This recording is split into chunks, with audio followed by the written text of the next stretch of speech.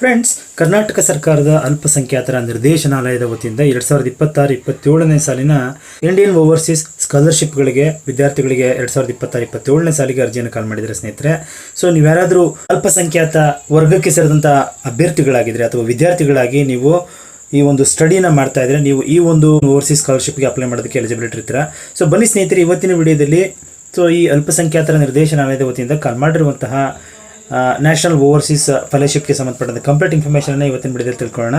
So ನೀವು ಇದೇ first time ನಮ್ಮ ಚಾನಲ್ ನೋಡ್ತಾ ಇದ್ದರೆ ಚಾನಲ್ ಸಬ್ಸ್ಕ್ರೈಬ್ ಮಾಡ್ಕೊಳ್ಳಿ, ಹಾಗೆ ವಿಡಿಯೋಗೆ ಒಂದು ಲೈಕ್ನ ಕೊಡಿ ಅಂತ ಹೇಳ್ತಾ ಫ್ರೆಂಡ್ಸ್, ನೀವೇನಾದರೂ ಗೂಗಲ್ಗೆ ಹೋಗಿ ಈ DOM.karnataka.gov.in ಅಂತ ಹೊಡೆದಿದೆ ಆದರೆ ಈ ಪೇಜ್ ನಿಮಗೆ ಇದು ಡೈರೆಕ್ಟಾಗಿ ಅಲ್ಪಸಂಖ್ಯಾತರ ನಿರ್ದೇಶನಾಲಯ ಒಂದು ಇಲಾಖೆ ಕರ್ಕೊಂಡು ಹೋಗುತ್ತೆ. ಸೊ ನೀವು ಅಲ್ಲಿ ಹೋಗಿ ಇಲ್ಲಿ ಮತ್ತಷ್ಟು ಓದಿ ಅಂತಿದ್ದಿಲ್ಲ, ಇದ್ರ ಮೇಲೆ ಕ್ಲಿಕ್ ಮಾಡಿದ್ದೆ ಆದರೆ ಸೊ ನೀವು ನೋಡ್ಬೋದು ಇಲ್ಲಿ 2026-27ನೇ ಶೈಕ್ಷಣಿಕ ವರ್ಷಕ್ಕೆ ವಿದೇಶಿ ವಿಶ್ವವಿದ್ಯಾಲಯಗಳಲ್ಲಿ ಸ್ನಾತಕೋತ್ತರ ಪದವಿಗಳಲ್ಲಿ ವ್ಯಾಸಂಗ ಮಾಡ್ತಿರುವಂಥ ಕರ್ನಾಟಕ ರಾಜ್ಯದ ಅಲ್ಪಸಂಖ್ಯಾತರ ಸಮುದಾಯದ ವಿದ್ಯಾರ್ಥಿಗಳಿಗಾಗಿ ಆನ್ಲೈನ್ ಮೂಲಕ ಅರ್ಜಿಗಳನ್ನು ಆಹ್ವಾನಿಸಲಾಗಿದೆ ಅಂತ ಹೇಳ್ತಾರೆ ಸ್ನೇಹಿತರೆ. ಇದ್ರ ಮೇಲೆ ಕ್ಲಿಕ್ ಮಾಡಿದ್ರೆ ನಿಮಗೆ ಅರ್ಜಿ ಓಪನ್ ಆಗುತ್ತೆ. ಫ್ರೆಂಡ್ಸ್ ನೋಡಿ, ನೀವು ಅದ್ರ ಮೇಲೆ ಕ್ಲಿಕ್ ಮಾಡಿದ್ರೆ ಈ ಅಧಿಕೃತವಾದಂಥ ಒಂದು ಪೇಪರ್ ಅಡ್ವರ್ಟೈಸ್ಮೆಂಟ್ ನಿಮಗೆ ಓಪನ್ ಆಗುತ್ತೆ ಸ್ನೇಹಿತರೆ. ನೀವು ಇಲ್ಲಿ ನೋಡ್ಬೋದು, ಇದು ಇಂಗ್ಲೀಷ್ ವರ್ಷನ್ನು. ಸೊ ನೀವು ಕೆಳಗೆ ಬಂದರೆ ಕನ್ನಡ ವರ್ಷನ್ ಕೂಡ ನಿಮಗೆ ನೋಡೋದಕ್ಕೆ ಸಿಗುತ್ತೆ. ನೀವು ನೋಡ್ತಿದ್ದೀರಾ, ಇದು ಕನ್ನಡ ವರ್ಷನ್ ಇದು. ಸೊ ಇಲ್ಲಿ ಅಧಿಕೃತವಾದಂಥ ಒಂದು ಪ್ರಕಟಣೆ ಕರ್ನಾಟಕ ಸರ್ಕಾರದ ಅಲ್ಪಸಂಖ್ಯಾತರ ಕಲ್ಯಾಣ ಇಲಾಖೆ ವತಿಯಿಂದ ಮತ್ತು ಅಲ್ಪಸಂಖ್ಯಾತರ ನಿರ್ದೇಶನಾಲಯ, ಇದು ವಸಂತನಗರ ಬೆಂಗಳೂರಲ್ಲಿ ಬರುವಂಥದ್ದು. ಸೊ ನಿಮಗೇನಾದರೂ ವೆಬ್ಸೈಟ್ ಅಡ್ರೆಸ್ ಬೇಕು ಅಂತ ಹೇಳಿದ್ರೆ ಇಲ್ಲಿ ಕಾಣ್ತಾ ಇದೆ https://DOM.karnataka.gov.in ಅಂತ ಹೊಡಿಬೇಕಾಗಿರುತ್ತೆ. ಸೊ ನಾನು ಡಿಸ್ಕ್ರಿಪ್ಷನ್ ಕೂಡ ಈ ಲಿಂಕನ್ನು ಕೊಟ್ಟಿರ್ತೀನಿ, ನೀವು ಅಲ್ಲಿಂದ ಕೂಡ ಡೈರೆಕ್ಟಾಗಿ ಹೋಗಿ ಓಪನನ್ನು ಮಾಡ್ಬೋದಾಗಿರುತ್ತೆ. ಸೊ ಮೊದಲನೇದಾಗಿ ಏನು ಅಂತ ಹೇಳಿದ್ರೆ, ಇದು 2026-27ನೇ ಸಾಲಿಗೆ ಸಂಬಂಧಪಟ್ಟಂತೆ ನೀವು ಕರ್ನಾಟಕ ರಾಜ್ಯದ ಅರ್ಹ ಅಲ್ಪಸಂಖ್ಯಾತ ವಿದ್ಯಾರ್ಥಿಗಳಾಗಿದ್ದರೆ ನಿಮಗೆ ವಿದೇಶಿ ವಿದ್ಯಾರ್ಥಿ ವೇತನ ಯೋಜನೆ ಅಡಿಯಲ್ಲಿ ಸೇವಾ ಸಿಂಧು ಪೋರ್ಟಲ್ನಲ್ಲಿ ನೀವು ಆನ್ಲೈನ್ ಮುಖಾಂತರ ಅರ್ಜಿಯನ್ನು ಸಲ್ಲಿಸಬೇಕಾಗಿರುತ್ತೆ ಸ್ನೇಹಿತರೆ. ಸೊ ಪ್ರಮುಖವಾಗಿ ಯಾರು ಅಲ್ಪಸಂಖ್ಯಾತ ವರ್ಗದ ವಿದ್ಯಾರ್ಥಿಗಳು ಅಂದರೆ ಯಾವ ಸಮುದಾಯಕ್ಕೆ ಸೇರಿದವರು ಅಂತ ಮೊದಲು ಡೌಟ್ ಇತ್ತು ಅಂತ ಹೇಳಿದ್ರೆ ಫಸ್ಟೇ ಕೊಟ್ಟಿದ್ದಾರೆ ನೋಡಿ, ಮುಸ್ಲಿಂ, ಕ್ರಿಶ್ಚಿಯನ್, ಜೈನ್, ಬೌದ್ಧ, ಸಿಖ್ ಹಾಗೆ ಪಾರ್ಸಿ ಈ ಸಮುದಾಯಗಳಿಗೆ ಸೇರಿದಂಥ ವಿದ್ಯಾರ್ಥಿಗಳು ಮಾತ್ರ ಅಪ್ಲೈ ಮಾಡೋದಕ್ಕೆ ಸಾಧ್ಯ.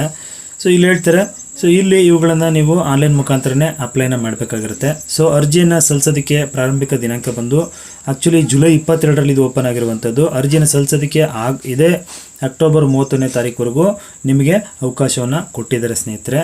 ಹಾಗೆ ಈ ಒಂದು ಫೆಲೋಶಿಪ್ಗೆ ಅರ್ಜಿಯನ್ನು ಸಲ್ಲಿಸೋದಕ್ಕೆ ಅರ್ಹತೆ ಏನಿರಬೇಕು ಅಂತ ಹೇಳಿದ್ರೆ ನೀವು ಕರ್ನಾಟಕ ರಾಜ್ಯದ ನಿವಾಸಿಯಾಗಿರಬೇಕು, ವಿದ್ಯಾರ್ಥಿಗಳು ಅಲ್ಪಸಂಖ್ಯಾತರ ಸಮುದಾಯಕ್ಕೆ ಸೇರಿದವರಾಗಿರಬೇಕು, ಕೋರ್ಸು ಪೂರ್ಣಕಾಲಿಕ ಸ್ನಾತಕೋತ್ತರ ಪದವಿ ಆಗಿರಬೇಕು, ಮತ್ತು ವಿದ್ಯಾರ್ಥಿಯ ಗರಿಷ್ಠ ವಯೋಮಿತಿ 40 ವರ್ಷವನ್ನು ಮೀರಿರಬಾರ್ದು ಅಂತ ಹೇಳ್ತಾರೆ.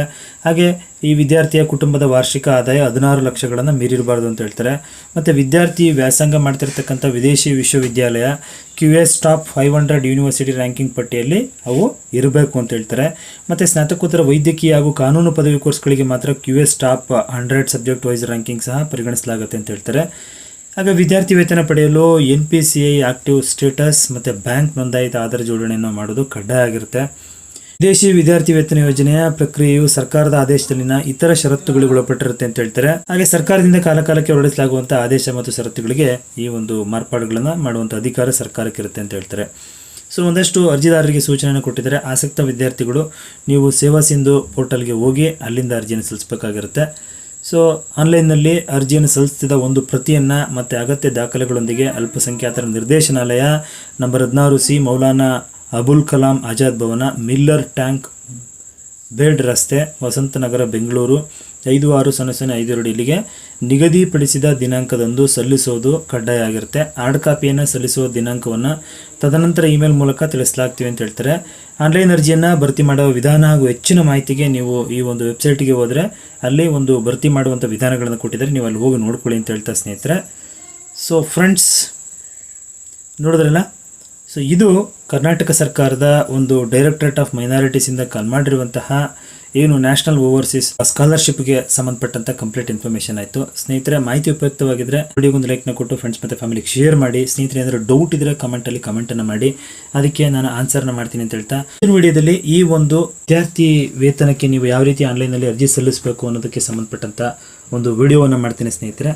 ಸೊ ಮತ್ತೆ ಸಿಗ್ತೀನಿ. Thank you, bye.